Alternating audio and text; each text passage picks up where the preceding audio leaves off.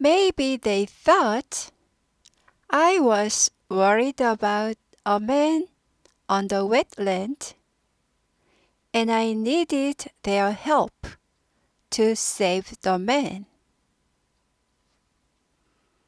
I called out to my husband and had a conversation with him. Now they understood the situation. They knew we were a couple and we were looking for something on the wetland. It was not an urgent or a dangerous situation.